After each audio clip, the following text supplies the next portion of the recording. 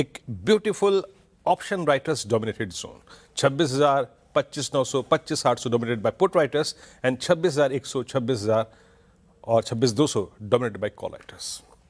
क्या करना है? देखिए, अगर आप एक ऑप्शन राइटर हैं तो आप 26,000 की पुट और 26,100 की कॉल पे काम कर सकते हैं। But if you are a directional player, please लेके आइए बेसमैन। देखिए, हमें कई बार छलावा हो चुका है जोन में, कई बार छलावा हो चुका है जोन में, तो बी प्रिपेयर फॉर एवरीथिंग।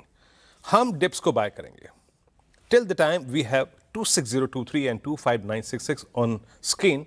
हम डिप्स को बाय करेंगे आशीष, एक कैलकुलेटेड रिस्क लेंगे, क्योंकि एफआईएस यहां से अपनी पोजीशंस को रिवर्स करेंगे या फर्दर शॉर्टिंग करेंगे, मेरे को भी नहीं मालूम। तो हम इस डाउटफुल एनवायरनमेंट में अगर कोई डिप मिलता है टुवर्ड्स बेस वन, उसको बाय करेंगे। बट याद रखिएगा, ओनली बेस वन। मैंने अपनी समरी में शुक्रवार को भी लिखा था, if in any case we drift below a base one, हम अपने सारे लॉन्ग्स को लिक्विडेट करेंगे, रिस्क को रिड्यूस करेंगे।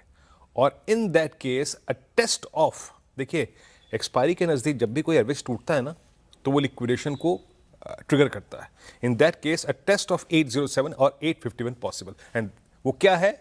वो आपके 20 डेमा के जोन हैं। वो 26,000 के बाद सबसे बड़े पुट राइटर्स के जोन हैं। बट जो स्टोरी अभी की है कि टुवर्ड्स बेस वन हम डिप्स को बाय करेंगे। अब आप कहेंगे जनाब 80 पॉइंट गिफ्ट निफ्टी ऊपर है, ठीक है, लेके आइए रेजिस्टेंस वन ऊपर की तरफ। कन्विक्शन टू बाय तभी बनेगा जब आप 26,110 और 26,143 निकालेंगे। अगर ये नहीं निकला गैप अप के बाद भी, तो बाजार फिर सिंक होगा और टेस्ट करेगा अपने बेस वन को, वहां से शायद पॉसिबली अपनी स्ट्रेंथ को रिकरेक्ट करे। ये क्या है? ये 23 अक्टूबर का स्विंग हाई है, जिसको हम एक बार काट चुके हैं लास्ट वीक, बट वो हिस्टोरिकल डेटा प्रेशर डालता है। तो 26,110, इसके ऊपर आप 191, 233 की ट्रेजेक्टरी को छुएंगे ड्यूरिंग द डे। अगर ये आए तो अपनी ट्रेड को चेक करिएगा, ये निकलने का बहुत बेहतरीन जोन होगा। बट अगर आप 233 के ऊपर सस्टेन करते हैं तो निफ्टी अटेम्प्ट लेगा to jump into all time high trajectory. Ashish, बिल्कुल ठीक, यह है निफ्टी 50 का आज का अप्रोच। अच्छा, दो दिक्कतें थी फ्राइडे के, एक आईटी इंट्राडे दिखाइएगा, आईटी तो फिर भी वोलेटाइल था, पर अपफ्रंट जब हम लोग फ्राइडे सुबह गए थे स्क्रीन्स पे पीछे ओपनिंग के समय, तो बैंक्स और फाइनेंशियल्स में वीकनेस थी, वो पूरे सेशन में परसिस्ट करी। और जब निफ्टी कंट्रीब्यूशन प्लेट आएगी तो देखेंगे आप वो कैसे दोनों दिग्गज private banking measures, HDFC bank, ICICI bank, Bajaj twins, banks और फाइनेंशियल्स ने सरदर्द करा था फ्राइडे को। और एक दिक्कत और जो चली आ रही है, मैंने फ्राइडे सुबह कहा था कि 6 दिनों से ब्रेड डिटोरिएट हो रही है या खराबी चल रही है। फ्राइडे 7वां दिन था और 1:3 उससे ज्यादा डिटोरिएटिंग ब्रेड थी, यानी कि 75% से ज्यादा शेयर्स इन रेड फ्राइडे को भी कामकाज कर रहे थे। इंडेक्स तो फिर भी चलिए 26,000 के ऊपर है, कंसोलिडेट कर रहा है, ब्रेथ लगातार डिटोरिएटिंग बनी हुई है।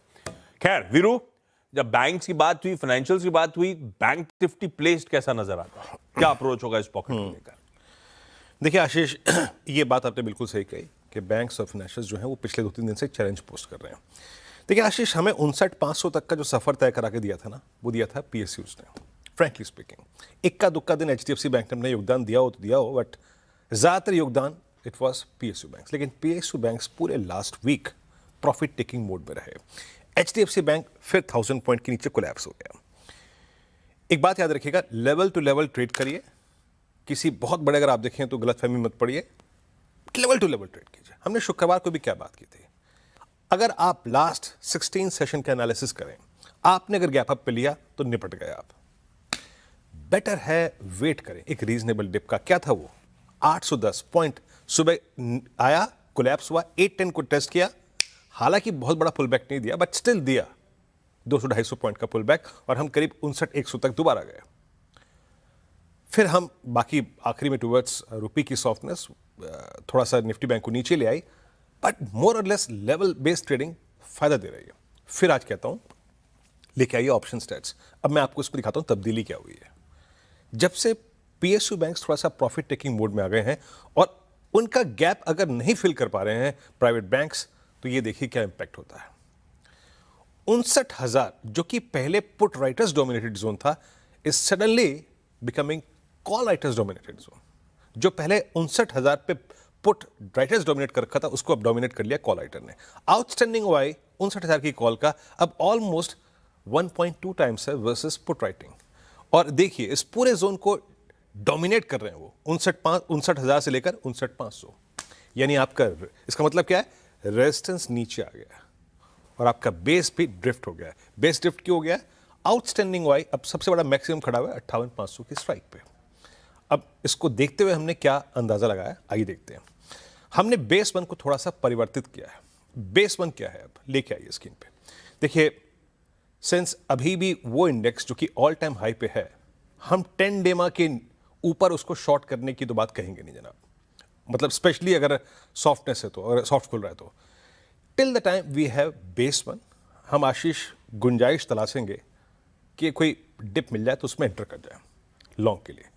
और याद रखिएगा बेस वन पे कोई ट्रेड पिक करें तो ऐसा नहीं है कि हमें बहुत दूर ले जाना है, वो ले जाना है RS1 तक, and that's 59,200 and 59,350 zone. Resistance की प्लेट लेके आइए प्लीज, जरा यहाँ पे आके उस ट्रेड को निपटा लीजिए।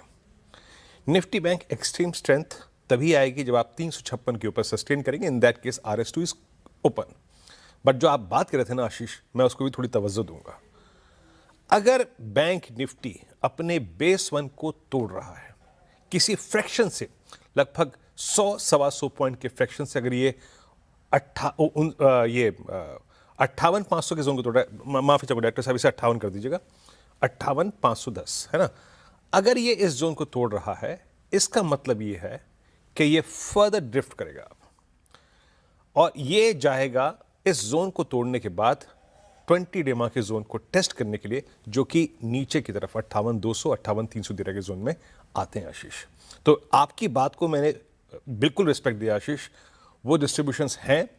और अगर बेस वन टूट रहा है निफ्टी बैंक में तब हम अटेम्प्ट नहीं करेंगे long. In that case a drift towards base two is possible और माइट बी फर्दर शॉर्ट और या फिर लॉन्ग पुट के जरिए आप खेल सकते हैं। और एक बात पर फिर कह रहा हूं, गैप अप्स को निफ्टी बैंक पे चेस करने में थोड़ा सा एहतियात बरतिएगा आशीष।